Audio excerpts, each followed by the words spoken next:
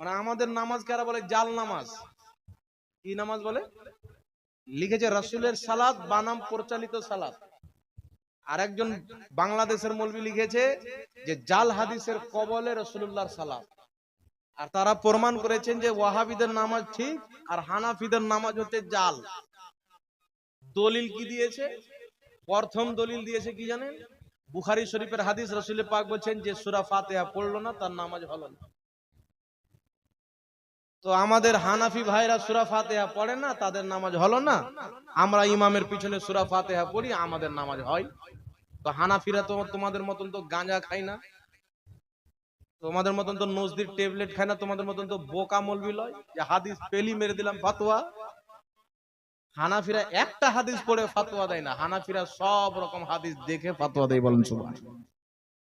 নবী পাক বুখারীতে বললেন যে ব্যক্তি সূরা ফাতিহা পড়ে না তার নামাজ হয় না। মুসলিমও হাদিস আছে, আর অনেক কিতাবের মধ্যে আছে। এরা কি করলো? ইমামের পিছনে সূরা ফাতিহা পড়তে লাগলো। এটা আহলে হাদিসদের ব্যাখ্যা। সাহাবার ব্যাখ্যা কি? তিরমিজি শরীফের মধ্যে হাদিস, ইমাম তিরমিজি বলছেন হাদা হাদিসুন হাসানুন সহিহুন। এই হাদিস হচ্ছে হাসান সহিহ। নাসিরউদ্দিন আলবানী ওয়াহাবিদের গুরু বলছে হাদিসটি সহিহ। হাদিসটি কি? জাবির ইবনে আব্দুল্লাহ রাদিয়াল্লাহু তাআলা আনহু, বিখ্যাত সাহাবী, তিনি বলছেন যে সূরা ফাতিহা পড়লো না তার নামাজ হলো না, ইল্লা আইয়াকুনা ওয়া রাআল ইমাম, কিন্তু ইমামের পিছনে পড়তে হবে না। তো সাহাবার ব্যাখ্যা মানবো না গাঁজাখোরদের ব্যাখ্যা মানবো? কথা বলেন। মুসনাদ আহমদের মধ্যে হাদিস, রাসূল পাক বলেছেন ইমামের কেরাতি হলো মুক্তাদির কেরাত। এরা এখন যুক্তি দিবে যে হুজুর একজন খেলে কি সবারই পেট ভরে?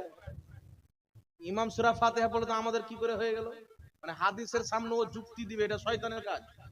আল্লাহ বলছে সাজদা কর, তো ও যুক্তি দিবে। আল্লাহর বলার পর আর দলিল লাগে? তো ইবলিস যুক্তি দিবে আমি আগুনের তৈরি উপরে, এ মাটির তৈরি নিচে, আমি আগুন হয়ে মাটিকে কি করে সাজদা করব? আল্লাহ বলছে ভাগ এখান থেকে, পালা।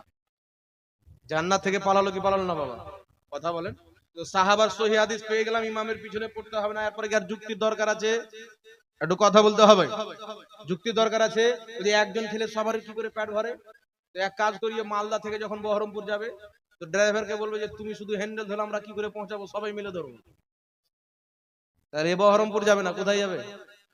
কবরস্থান। এদের নামাজ চলে যায় কবরস্থানে, টিকিটে যায় না, মেন জায়গাতে। তাই জাল নামাজ ওদেরই বাবা।